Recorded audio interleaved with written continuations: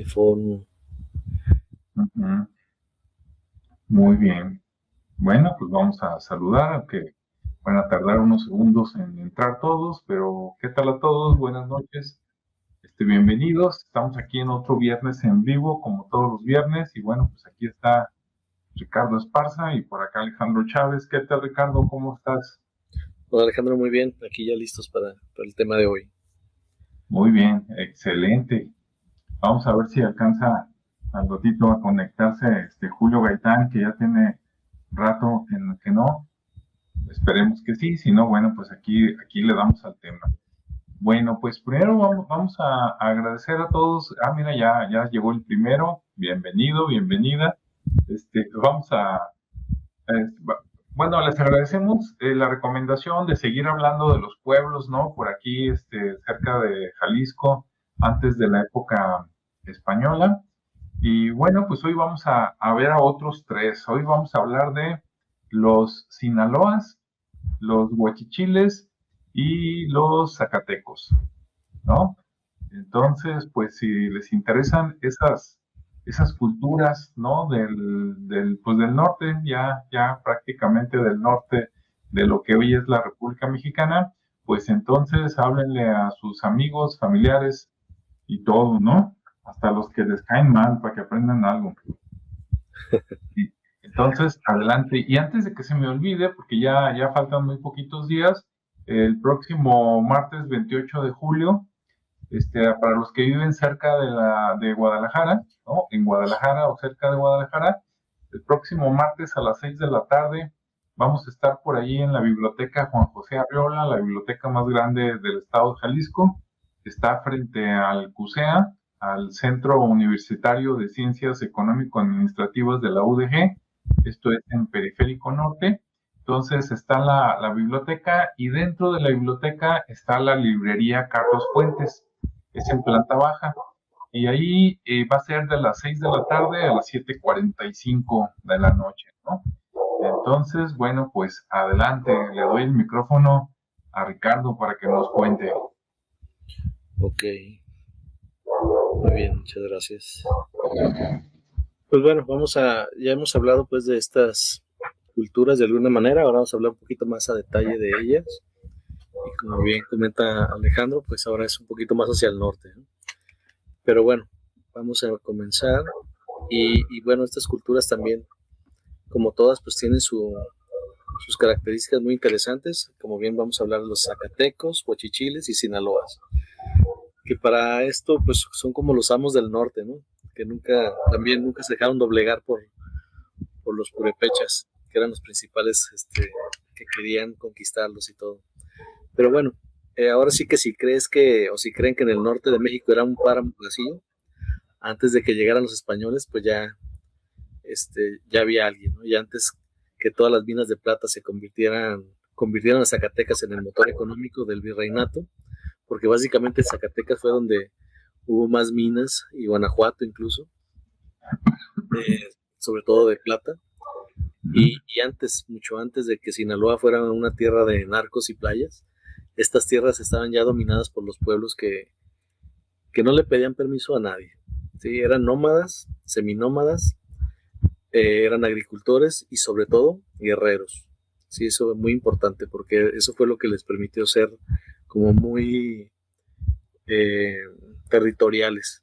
¿Sí? Entonces los españoles pues obviamente les temían más que cualquier otro imperio del centro del país, y no eran fáciles de conquistar porque no tenían una capital que tomar ni un rey que decapitar. Entonces eran como el viento, los veías venir pero no los podías atrapar. ¿Sí? Entonces estas tres historias de esos pueblos pues marcaron ahora sí que el alma del norte de México: Zacatecos, Huachichiles y Sinaloas. Bien, voy a comenzar con los Zacatecos, o los que les decían los de las cabezas negras, ¿no? Y bueno, ellos fueron uno de los pueblos más importantes de la nación chichimeca.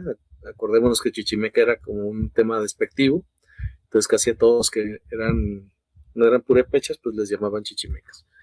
Entonces su nombre no viene de su propia lengua, sino del náhuatl zacatl, que significa hierba, y los cronistas españoles los llamaron así porque habitaban la tierra donde había abundante zacate, ¿sí? Pero pues obviamente ellos no se llamaban a sí mismos así, se autodenominaban cabezas negras. ¿Y por qué se llamaban así? Porque se pintaban el rostro y la cabeza de negro como parte de su disfraz de guerra, por así llamarlo.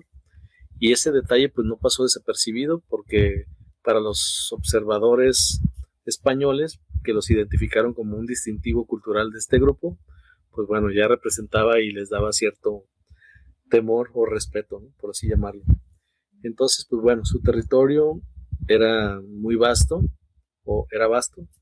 Entonces abarcaba desde las minas de Zacatecas, por mencionarlo ya más actualmente, hasta áreas como lo que es ahora Pénjamo y Ayo, en Guanajuato.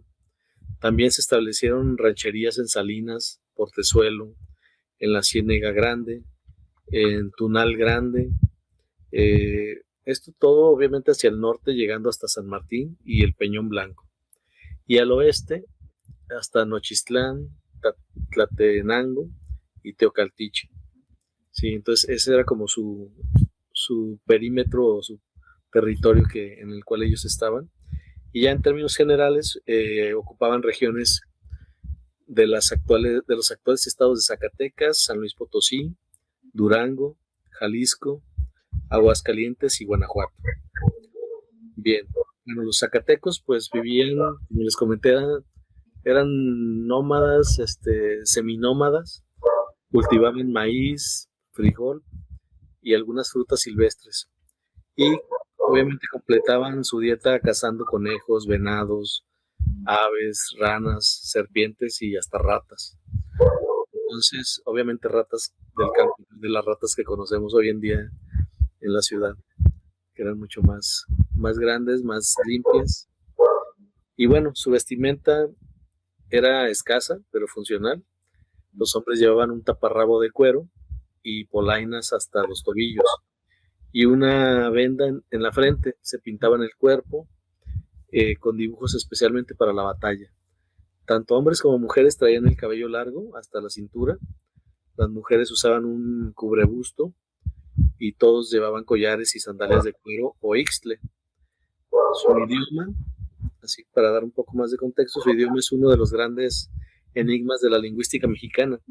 ¿Por qué? Porque, bueno, según los estudiosos de Harvard, el zacateco podría estar relacionado con el tepehuano, pero no es una afirmación concluyente, ya que otros sugieren que afinidades como las lenguas de la familia Opa-Tapima, la verdad es que el idioma zacateco sigue siendo una lengua desconocida en cuanto a su origen exacto, ¿sí?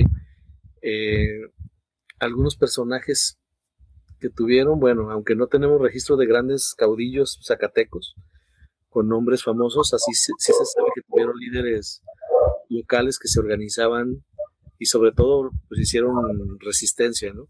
Y uno de ellos fue Diego el Zacateco, que fue un cacique y fue gobernador de Nochistlán, a quien se le atribuye ser el principal instigador de la guerra contra los españoles en su región. Eso así como parte muy general de lo que son los zacatecos, ¿no? Entonces, pues bastante interesante, bastante territorio el que tenían. Y ahora voy a platicarles un poquito de lo que son los guachichiles, o los guerreros de cabeza roja, ¿no? Entonces los zacatecos les decían la cabeza negra y estos la cabeza roja. Como bien dice, si los zacatecos eran temibles, los guachichiles eran los más temidos de todos. Entonces fueron considerados uno de los 6 grupos más peligrosos de América por los españoles. Su nombre también viene del náhuatl, es Cuachichitl, que significa gorrión de cabeza roja. En este nombre se debe a que se pintaban el cabello y el cuerpo con pigmentos rojos. Entonces, los chiles fueron el grupo de mayor extensión territorial entre todos los pueblos chichimecas. Su territorio abarcó lo que hoy son San Luis Potosí, Zacatecas, Guanajuato, Querétaro, Aguascalientes, Coahuila, Nuevo León, o sea, se fueron mucho más al norte y con los estados más grandes, y lo que es el norte de Jalisco. Dominaron también el altiplano de Potosino y gran parte del semidesierto mexicano. Obviamente, pues el desierto de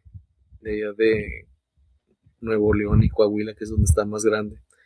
Y bueno, ellos sí eran nómadas, o también seminómadas, porque bueno, también por la vida y por el terreno tan duro donde habitaban, pues tuvieron que irse adaptando al entorno bastante árido, bastante hostil del norte, y pues se volvieron especialistas en el dominio del terreno para crear estrategias de caza, emboscadas, y bueno, esa ferocidad en el combate pues fue muy legendaria, y los españoles tuvieron que establecer treguas continuas y aceptar las demandas que en su momento se tuvieron que considerar, como la entrega de bienes materiales, en este caso ganado, y pues el libre tránsito, ¿no? También, para poder convivir con ellos.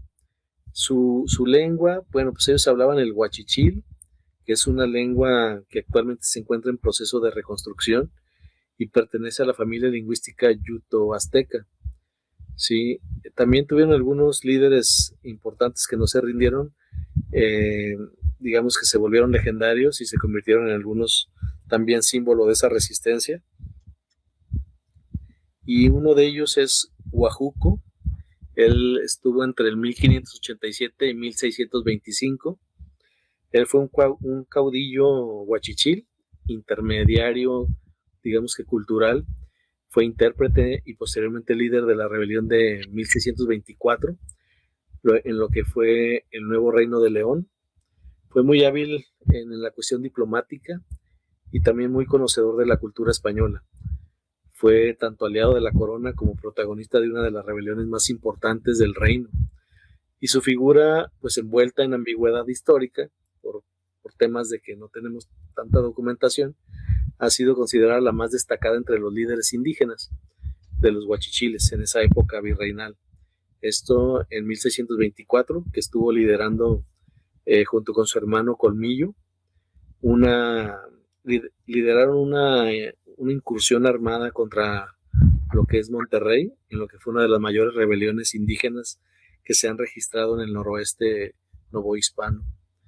También por ahí salió Zapaliname, que fue un guerrero que lideró la resistencia contra los españoles en la región de Saltillo, junto con sus compañeros Silabán, Maquizaco y Maquemachichihuac. Sí, Maquemachichihuac. Ellos pues dieron batalla a los nuevos pobladores durante muchos años. Incendiaron los edificios de la villa, obviamente todo esto de los españoles. Se negaron a ser evangelizados. Y bueno, los españoles, al no poder darles alcance, empezaron a nombrar aquel lugar como la Sierra de Zapaliname, que fue el guerrero principal. Y el nombre pues creo que se mantiene hasta la actualidad. La parte histórica cuenta que fueron muchas las batallas y años de choque entre los grupos y la colonia española.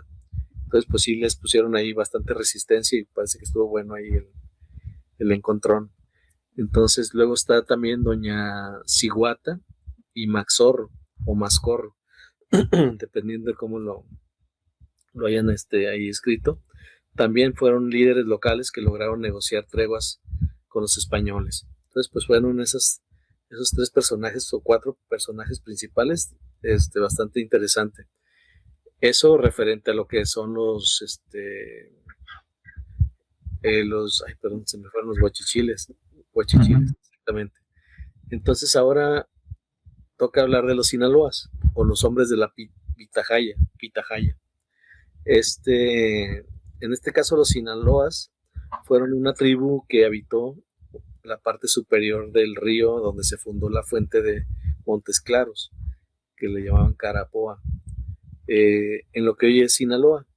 Su nombre proviene de la lengua caíta, Sina, Roa, que significa pitahaya redonda. Esto pues es una fruta muy parecida a la pitaya, pero con otra forma externa, ¿no?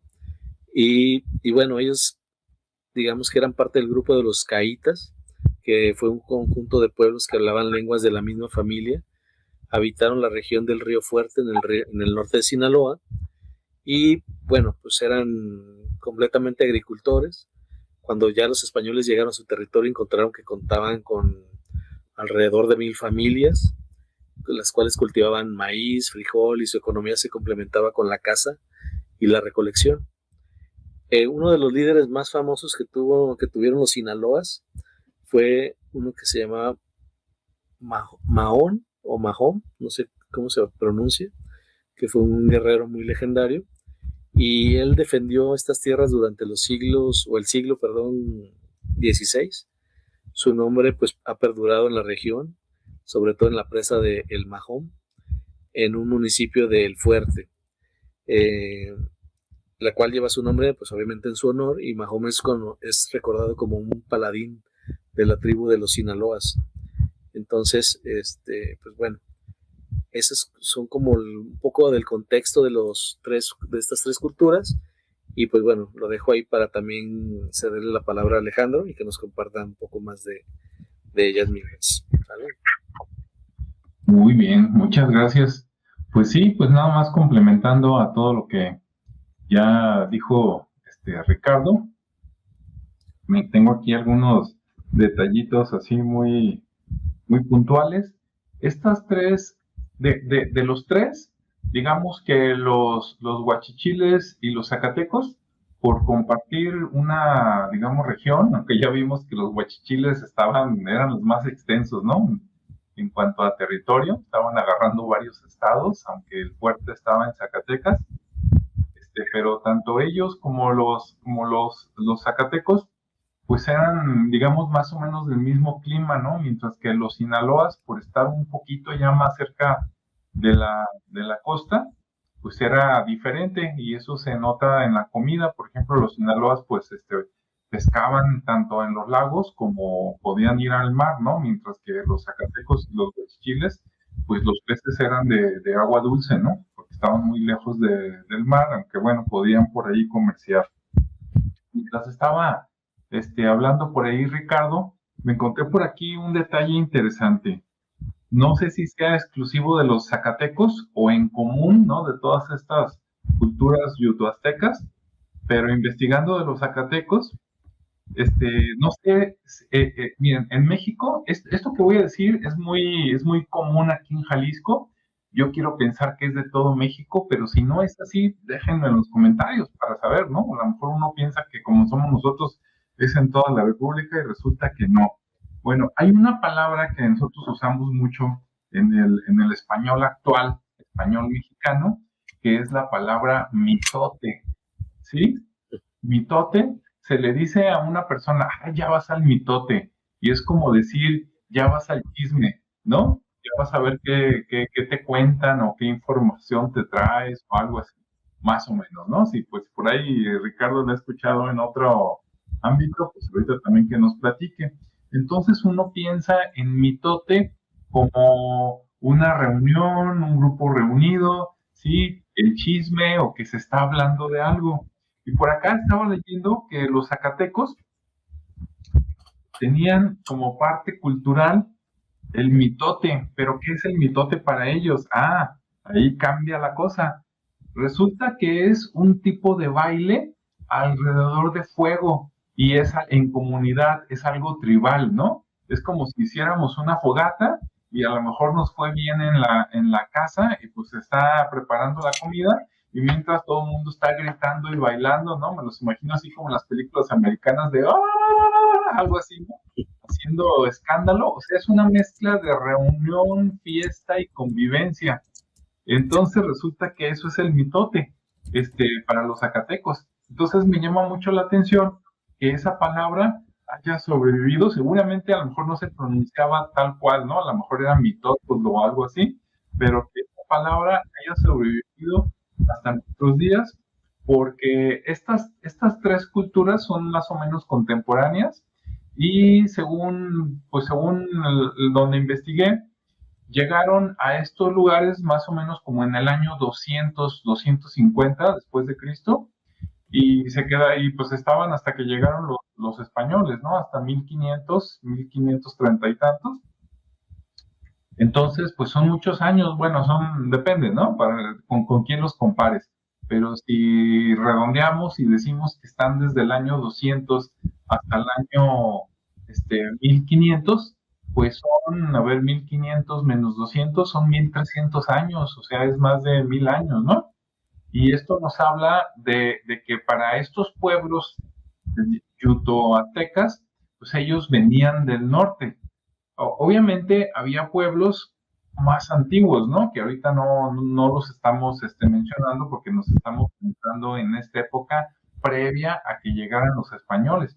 Pero mientras más te vas al norte de lo yuto-azteca, resulta que ya están los antiguos. Por ejemplo, los que hablamos la semana pasada de los tecuejes, los tecos y los cocas, ellos son más o menos como entre el 400 o el 600 años después de Cristo, también hasta los 1530, ¿no? Entonces estos pueblos son más antiguos, quiere decir que hubo mucha migración del norte, de lo que hoy es Estados Unidos, hacia el sur, lo que hoy es México, hasta que llegaron a Jalisco y seguramente algunos un poquito más para allá, ¿no? De hecho, pues ahí están los mexicas, ¿no? Que llegaron hasta el Estado de México. Entonces, mientras más ves las raíces de estos pueblos yuto-azteca y más te vas hacia arriba, resulta que esos son más antiguos y más antiguos, ¿no? Entonces me hace muy, muy interesante. Y bueno, pues esa palabra del mitote hasta me dio risa, ¿no? Así es que ir al mitote sí es ir a la reunión, ¿no? Al festejo, a la comida. Entonces, pues no se ha es más o menos lo mismo, ¿no? Con sus variaciones y me pareció interesante. También se dice que aunque los zacatecos eran seminómadas, cuando, cuando construían casas, sus casas eran también semipermanentes, ¿no? Entonces dice que la vivienda típica eran chozas cónicas. Estas chozas se usan mucho en todo México, inclusive en la costa, ¿no? Entonces ellos las hacían redondas, seguramente ponían como un poste central, que era como la base principal, y a partir de ahí pues ya ponían otras ramas, ¿no? Como vigas, y alrededor digamos, lo cubrían con algo parecido a la caña, y ya el techo era como de pasto o palmas, ¿no? Que todavía hay muchas casas que se construyen así, ¿no? En varios lugares de México y seguramente del mundo también. Entonces, así eran las casas. Y por aquí el detalle de los zacatecos dicen que las mujeres usaban, lo voy a decir en palabras actuales, usaban minifaldas de piel de venado, ¿no? Dice que usaban faldas cortas. Para nosotros, pues una falda corta es la minifalda, ¿no? Aunque bueno, si tú piensas en las minifaldas que se usan ahora, que apenas nomás se acaba la nalga y ahí le cortan a la tela, no, yo creo que eran un poquito más decentes, ¿no? Quiero pensar que llegaba el cuero a la mitad, ¿no? Entre donde comienza el muslo y donde está la rodilla, yo quiero pensar que ahí en algún lado en medio, o sea, algo relativamente decente, por ahí se usaban, ¿no? Pero eran de venado. Y tanto los zacatecos como los huachichiles, además de cazar de animales venados, también cazaban jabalíes. De hecho, actualmente todavía hay jabalíes, ya menos, ¿verdad? Pero todavía hay jabalíes, inclusive por acá en Jalisco. Por lo menos yo recuerdo que cuando estaba por ahí a finales de los 80s, yo escuchaba a gente que vivía por el lago de Chapala, ¿no? O Tulhuaca, que decían, no, vamos a buscar un jabalí. Y yo decía, ¿a poco? Entonces, pues si ahorita todavía a lo mejor hay uno que otro, en aquellos tiempos seguramente pues había más jabalíes y de buen tamaño, ¿no? Bueno, de la parte de los Sinaloas, déjenme ver qué hay. Miren, mientras más investiga uno, yo más me asombro. Como dijo Ricardo, hay una, digamos, como tribu o derivación que se les conoce como los caitas, y los Sinaloas eran parte de los caitas. Pero, este, dije, pues que tantas tribus habrán salido de las caitas y casi me fui para atrás, ¿no? Ahí van, miren, los Sinaloas, los Ocorronis, los Suaques, los Tecuecos, los Ahomas, los Mayos y los Yaquis. Entonces dice, son 1, 2, 3, 4, 5, 6, 7, ¿sí? 7 culturas diferentes relacionadas y esos eran los caitas y ahorita nada más estamos hablando de los Sinaloas. De todos estos, los únicos que yo había escuchado, aparte de los Sinaloas, eran los Yaquis, ¿sí? Porque son los típicos indígenas de Sonora, o los que más nos platican en la historia de Sonora. Y los mayos, como que había escuchado, pero no los ubicaba de dónde eran. Entonces es muy interesante. Y me llama la atención de todos esos que les leí, unos que son los tehuecos, T-E y luego H y luego huecos. ¿Por qué? Porque si uno lee tehuecos y luego nos acordamos de los tecuejes y los ticos, pues en una de esas, capaz de que hasta emparentados están, ¿no? Pero yo no los hacía en mi vida, entonces son muy interesantes. Dicen que todos los caítas, o sea, todas estas 8 culturas o tribus que son parte de los caítas, entre todos se juntaban y por ahí del año más o menos 1500, 1400, eran como 115,000 personas distribuidas, ¿no? En lo que hoy conocemos como Sinaloa y parte de Sonora. Entonces, pues sí, eran muchos, nada más hablando de los Sinaloas y sus parientes, ¿no? Sin sumar a los zacatecos ni a los huachichiles, que seguramente no dudo y eran más, por la extensión, ¿no? Porque cubrían más terreno. Entonces, pues sí, es muy, muy interesante. Aquí nada más como detalle, por si alguien de Sonora o Sinaloa nos está escuchando, estos Sinaloas, que de ahí se tomó el nombre para lo que hoy es el estado de Sinaloa, ¿verdad? Esta tribu, dicen que abarcaban en el norte, desde Sonora, desde el río Yaqui hasta el río Mocorito. El río Yaqui está en Sonora y el río Mocorito ya está en Sinaloa. Entonces abarcaban toda esa área, ¿no? Bien, ahora déjenme ver de los guachipiles, déjenme ver qué les digo. Y si no lo traigo anotado, entonces déjenme leer rápidamente por acá, a ver si encuentro algo interesante. Bueno, de los guachichiles también dicen que las mujeres también usaban su minifalda de piel de venado, y dice que los hombres medían entre unos 60 y unos 70 metros de estatura, que para aquellos tiempos los consideraban altos, ¿no? Comparados con los demás, a lo mejor los demás estaban hablando de los hombres, entre metro y medio y a lo mejor metro 60, y el hecho de que los guachichiles llegaran hasta el 1,70, pues era de llamar la atención, ¿no? Que claro, todo en la vida, a lo mejor por ahí de repente buscando se encontraban un gigantón de 1,75, 1,80, ¿no? Pero lo normal entre los huachichiles era hombres de 1,60 a 1,70. Cazaban venado, conejo, aves, bisontes. Antes había bisonte, ¿no? Recordamos que antes no estaba la división entre Estados Unidos y México, entonces los bisontes recorrían desde estas tierras, que desde Durango, Zacatecas, hasta arriba, ¿no? Hasta arriba, lo que hoy sería, déjenme mover el mapa, lo que hoy sería, recordemos que del otro lado de estas culturas está Tucson, en esta zona, y ahí está Tucson, está Phoenix, en la parte de Nuevo México está Albuquerque, en la parte de Texas está San Antonio, ¿no? Está Austin, está Fort Worth.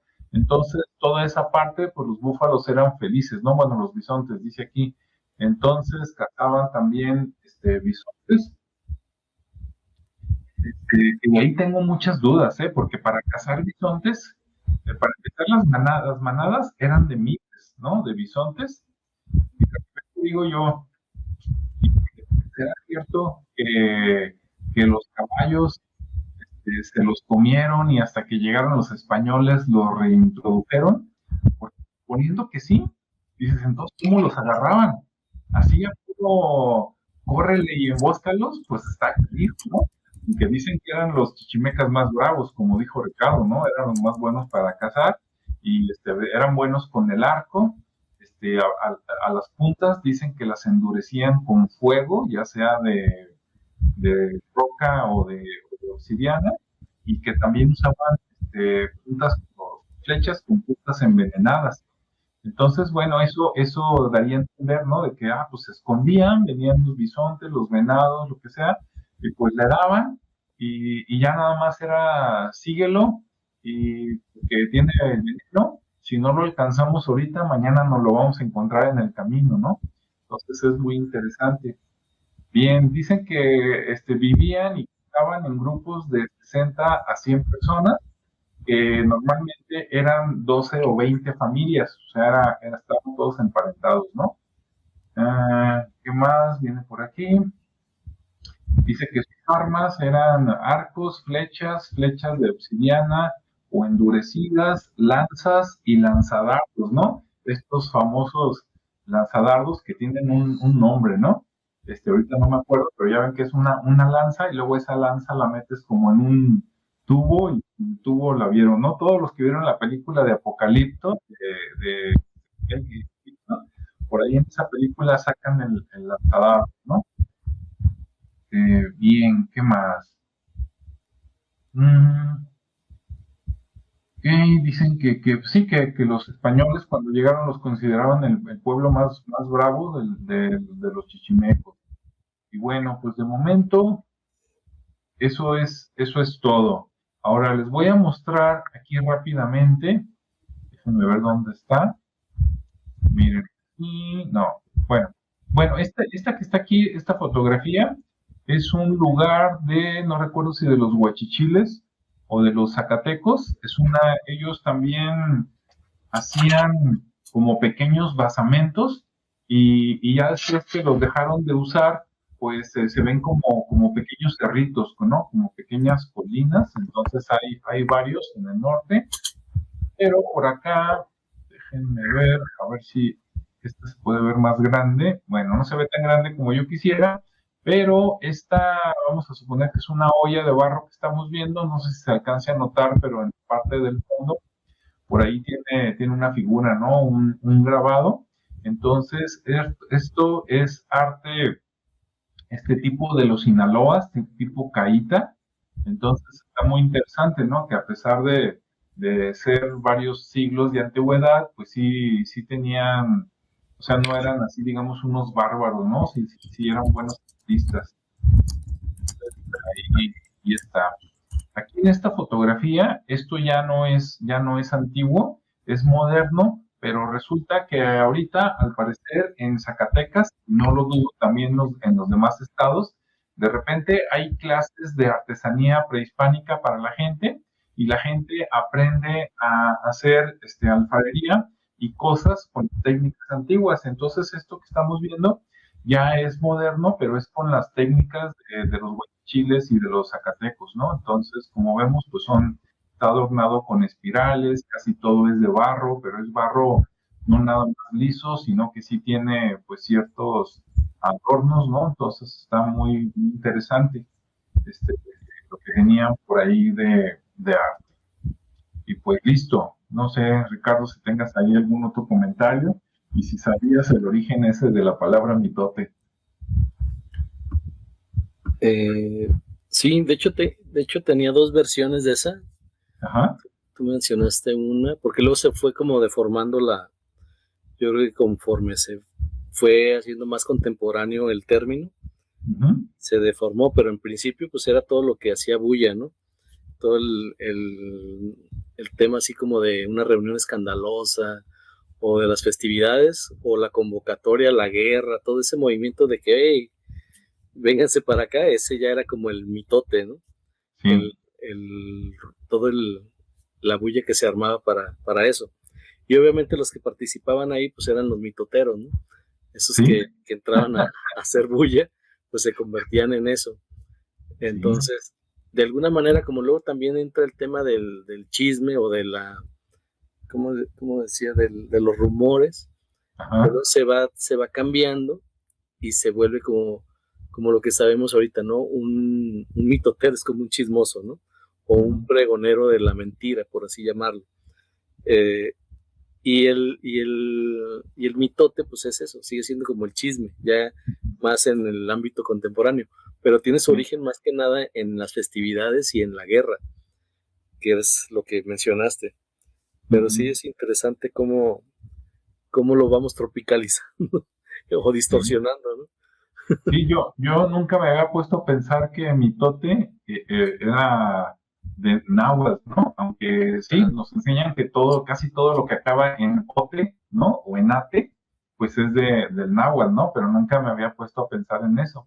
Ahora, actualmente nosotros en el español mexicano usamos dos palabras que son sinónimo o que van juntos, hablando del mitote. Uno es mitote y el otro es el argüende, ¿no? A lo mejor uno es español y el otro es el náhuatl, ¿no? El mitote, pues ya vimos lo que es. El argüende normalmente también es una reunión, pero donde se está hablando así como en voz alta, ¿no? Que ya Sí, sí. dices, a ver, ¿qué argüende traen? Entonces, pero sí es similar, ¿no? Así un poquito junto con pegado de un mitotero, podría ser su sinónimo también, que es un argüendero, ¿no? Que es el que hace mitote es el mitotero y el que hace Sí, argüende es el argüendero. sí, Entonces, si ustedes saben de dónde viene la palabra argüende también, pues ahí nos lo dejan. sí, claro. No, y así hay muchas, ¿no? Se empieza a derivar y al final tienen como el mismo significado, se vuelven Ujú. sinónimos. Pero sí es interesante pues empezar a encontrar esas raíces que si bien no generan gran impacto en el saber, pero pues sí está interesante Sí, conocer eso. pero sí es interesante saber que esa palabra de mitote, pues sacándole cuentas, dices, oye, pues resulta que esta palabra de mitote ya tiene más de 1000 años, ¿no? A lo mejor 1500 años, Sí, claro. usándose, y pues, a ver, mira, ya que estamos aquí, nomás porque todavía tenemos unos minutitos, vamos a ponerle aquí origen de la palabra argüende. Nunca he escrito esa palabra. A mí se me figura que lleva diéresis, ¿no? Que lleva 2 puntos arriba de la U, pero vamos a darle Sí, así como va. Enter. A para ver que qué suene la dice. U. Dice, la palabra argüende proviene del verbo arguir. Ándale, o sea, como discutir, ¿no?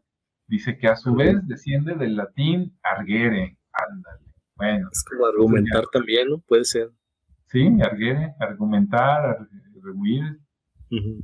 Entonces dice, puede estar relacionado con malformaciones lingüísticas antiguas y se asocia con sinónimos como cuento, chisme y murmuración. Pues sí, sí, básicamente, ¿no? Pues el argüende, bueno, aunque antes era a lo mejor discutir o dialogar, ¿no? Pero actualmente nosotros, argüende es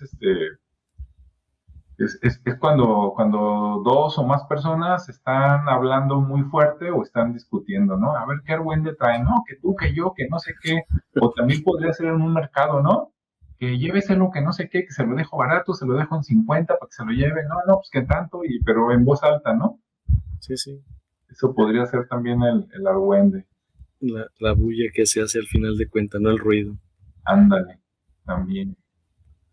Y bueno, pues entonces ahí están 3 culturas más del norte de México. Entonces ya llevamos 3 y 3, ya son 6, creo que eran 13 o 14, ya vamos como a la mitad. Sí es. Pero bueno, también, digo, volviendo al tema de cómo están, ¿no? Cómo están hoy esas culturas, muchas pues, obviamente ya no existen, ya lo hemos Sí. visto con las anteriores tres. Por ejemplo, en este caso los zacatecos como grupo étnico, tal cual, pues ya no existen. Sí, Ujú, su lengua pues se perdió y la cultura pues fue absorbida por el mestizaje totalmente. Sin embargo, pues tienen muchos descendientes directos. ujú, Digamos que hay grandes concentraciones de sus descendientes que viven en Zacatecas y Durango y que debido a la emigración también en ciudades estadounidenses como Los Ángeles, Dallas y Chicago, pues también sí, se van como absorbiendo todo ese tema, ¿no? De la cultura y se van extinguiendo. Entonces el nombre del estado de Zacatecas es como el legado, ¿no? De esta sí. civilización, digamos, es lo más visible a su legado y pues también es el recordatorio, ¿no? De que ahí estuvieron los pueblos o este pueblo de cabezas negras Sí. que como dijimos, pues al ser un pueblo guerrero, pues no se dejó dominar tan fácilmente. Por otro Sí. lado, ¿quieres comentar algo? O... No, no, nomás así rápido me llama la atención que los zacatecos le dieron nombre a Zacatecas, Ajá, los Sinaloas le dieron nombre a Sinaloa, y los huachichiles, a pesar de que abarcaban más terreno, no hay un estado huachichil. ajá. Sí, sí, de hecho, Listo. está Guamuchil, lo más cercano a Huachichil, Habrá pero que ver, ¿verdad? Si tiene alguna relación.